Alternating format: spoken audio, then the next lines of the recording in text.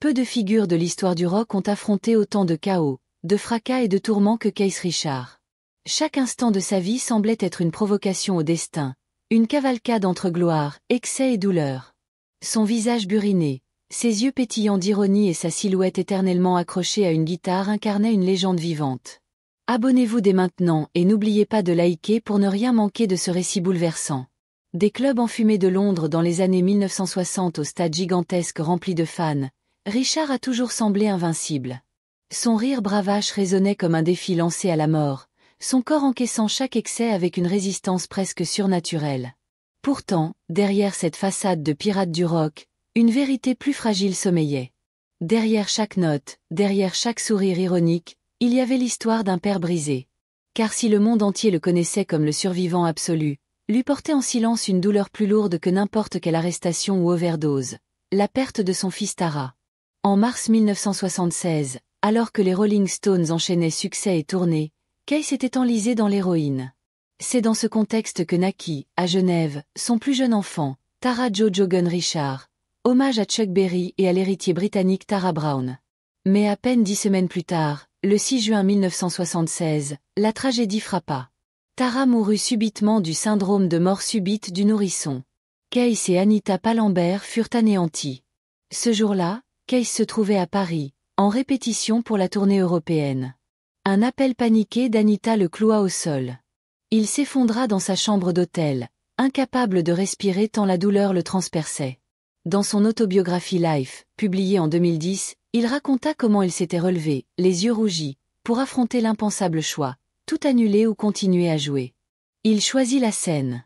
Par pur instinct de survie, il monta à Paris ce soir-là, les doigts crispés sur sa guitare, le cœur en miettes. Des années plus tard, il confia que s'il s'était arrêté ne serait-ce qu'une seconde, il aurait sombré définitivement. La musique fut son fil de survie. Pourtant, derrière chaque accord, se cachait l'image obsédante du berceau vide resté dans leur appartement de Chelsea. Ce souvenir, il ne l'oublia jamais. Revenir dans ce lieu après la tournée fut comme traverser un cimetière. Le berceau immobile, intact, résonnait comme le symbole d'un avenir détruit.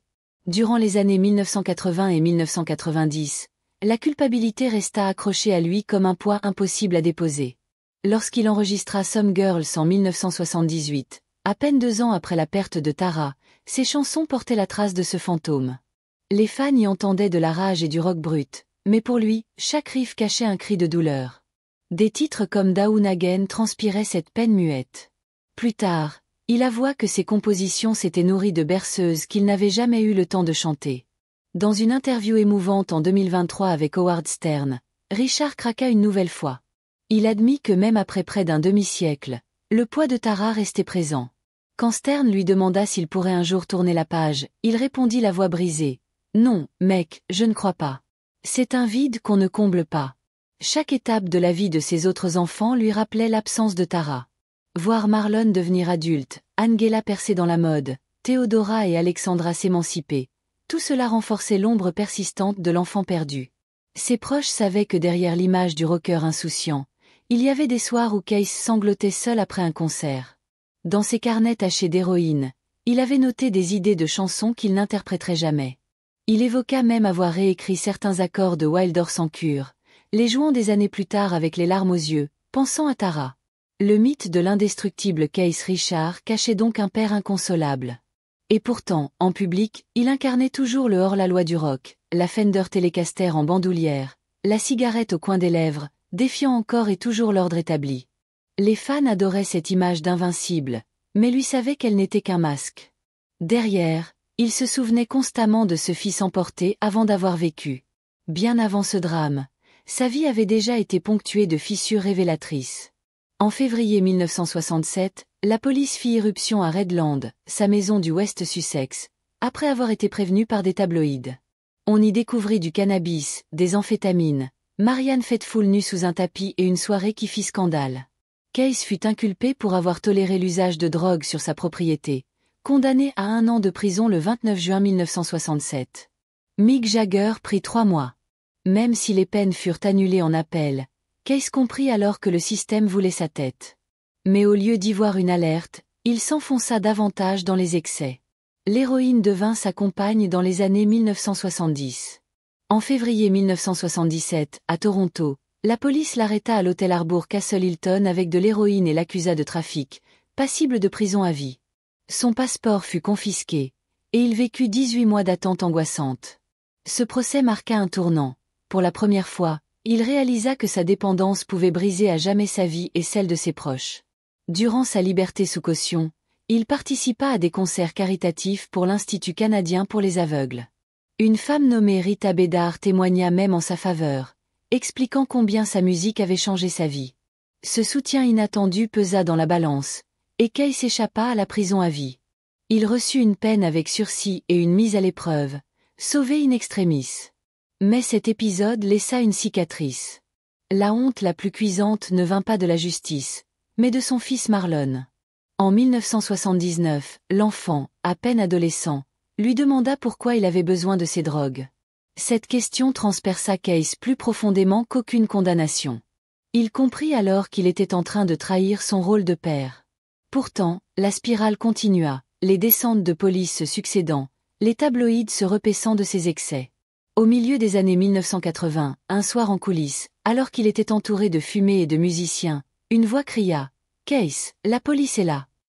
Case sentit une sueur glacée parcourir son dos. Ces descentes, il les avait vécues tant de fois qu'elles en devenaient presque routinières, mais ce soir-là, le poids accumulé de ses erreurs se fit plus lourd que jamais.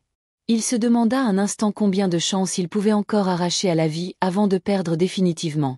Derrière le rideau de fumée, ses yeux cherchèrent une échappatoire. Pourtant, comme souvent, il préféra sourire, allumer une cigarette et faire semblant que rien ne pouvait l'atteindre. Mais son entourage voyait bien les fissures. Sa compagne Anita Pallenberg s'éloignait peu à peu, usée par les années de dépendance et les disputes incessantes. Leur relation, faite de passion et de chaos, avait longtemps alimenté les chroniques, mais elle s'effritait, rongée par les excès. Marlon, leur fils, grandissait dans cette atmosphère instable, souvent livré à lui-même, témoin malgré lui des nuits sans fin et des réveils brumeux. Case, au fond, le savait, sa famille payait le prix de ses choix. Au début des années 1990, alors que les Stones entamaient un nouveau chapitre avec l'album Still Will, Richard tenta de reprendre le contrôle. Il avait survécu à tant d'arrestations, d'overdoses et de procès qu'il comprit qu'il lui fallait changer de rythme s'il voulait continuer. Ses proches lui mirent la pression, ses enfants en premier lieu. Alexandra et Theodora, encore petites, étaient un rappel quotidien de ce qu'il risquait de perdre s'il replongeait. Il fit alors un choix difficile, mettre une distance avec les drogues dures. L'alcool resta présent, les cigarettes aussi, mais l'héroïne perdit son emprise. Ce virage lui permit de réinvestir sa carrière avec plus de lucidité. Sur scène, il retrouvait l'énergie brute des premières années. En studio, il composait avec une intensité nouvelle, mêlant la rage de son passé au regret de ses pertes. Il disait souvent que sa guitare était son refuge, l'endroit où il pouvait déposer ses fantômes. Chaque note, chaque riff, était une conversation muette avec Tara, une manière de prolonger un lien invisible. Pourtant, même en retrouvant une forme de stabilité, le passé ne cessait de le rattraper. En 2006, lors d'une tournée mondiale, un accident inattendu faillit lui coûter la vie. Tombé d'un cocotier aux Fidji, il fut hospitalisé en urgence pour une opération au cerveau. Le monde entier retint son souffle. Lui, fidèle à son humour, plaisanta ensuite. « Je cherchais juste mes noix de coco. » Mais derrière cette bravade, il sut qu'il avait frôlé la fin. L'incident rappela brutalement que son corps n'était pas indestructible. À mesure que les années passaient, Case devint paradoxalement plus serein. Vieillir ne l'effrayait pas. Il riait souvent de son propre mythe, ce pirate qui aurait dû mourir 1000 fois mais qui continuait d'avancer. Dans les interviews, il aimait désarmer les journalistes par des répliques ironiques. « Je n'ai pas de plan pour mourir jeune, j'ai raté la fenêtre. » Mais dans ses confidences plus intimes, il reconnaissait que la vieillesse apportait aussi une certaine réconciliation. Avec ses enfants, il tenta d'être plus présent, conscient d'avoir manqué une partie de leur jeunesse. Angela, sa fille née en 1972, avait dû se construire loin de ses excès. Theodora et Alexandra, issues de son mariage avec Patty Hansen, bénéficièrent d'un père plus calme, même si le fantôme de ses addictions n'était jamais loin. Richard leur offrit ce qu'il pouvait, des moments de musique, des éclats de rire, et parfois, des aveux douloureux. Son mariage avec Patty, en 1983, fut une bouée de sauvetage. Patty Hansen, mannequin et actrice, apporta une stabilité qu'il n'avait jamais connue. Elle devint le pilier de sa vie, celle qui resta à ses côtés dans les moments les plus sombres. Avec elle, Case trouva un équilibre inattendu. Ensemble, ils traversèrent les tempêtes, et c'est grâce à elle qu'il réussit à vieillir avec un semblant de sérénité. Dans les coulisses, Case continua de cultiver son image de mauvais garçon, mais il prit aussi plaisir à montrer une facette plus douce. Ses petits-enfants le découvrirent autrement. Un grand-père farceur, passionné de guitare, capable de raconter des histoires interminables en riant de ses propres excès. Il confia un jour qu'il trouvait dans ce rôle une forme de rédemption, un second souffle qu'il n'aurait jamais imaginé. Pour autant, il ne renia jamais son passé. Quand on lui demandait s'il regrettait ses excès, il répondait avec franchise « Sans tout ça, je ne serais pas là. Je ne peux pas effacer ce que j'ai fait, et je n'essaie pas. » Il assumait les cicatrices, les pertes et les blessures, considérant qu'elles faisaient partie intégrante de son histoire. Mais lorsqu'il évoquait Tara, sa voix se brisait toujours. C'était la seule douleur qu'il ne pouvait transformer en légende. En 2010, avec la sortie de Life, son autobiographie, Case ouvrit davantage les portes de son intimité. Le livre fut un succès mondial, encensé pour sa sincérité et son humour. On y retrouvait l'homme entier, à la fois insolent et vulnérable, survivant et père endeuillé. Ces mots sur Tara bouleversèrent les lecteurs, révélant une vérité que beaucoup ignoraient. Derrière le mythe, il y avait un cœur meurtri. Aujourd'hui, à 81 ans, Richard continue de surprendre. Toujours debout, toujours avec une guitare à la main, il incarne l'incroyable longévité d'une génération de musiciens qu'on pensait condamnés. Sa voix rocailleuse, ses riffs inimitables et son sourire en coin rappellent que le rock n'est pas qu'une musique, mais une manière de survivre. Et pourtant, quand il parle de sa vie, il ne met plus en avant ses excès ni ses victoires contre la mort. Il insiste sur ses enfants, sur sa femme, sur ses petits-enfants. Sur le fait qu'il a eu la chance d'aimer, de perdre, mais aussi de continuer. Il reconnaît que le deuil de Tara ne l'a jamais quitté, et qu'il ne le quittera jamais. Mais il affirme aussi que c'est cette blessure qui lui a donné la force de rester en vie, de continuer à jouer, d'être encore là.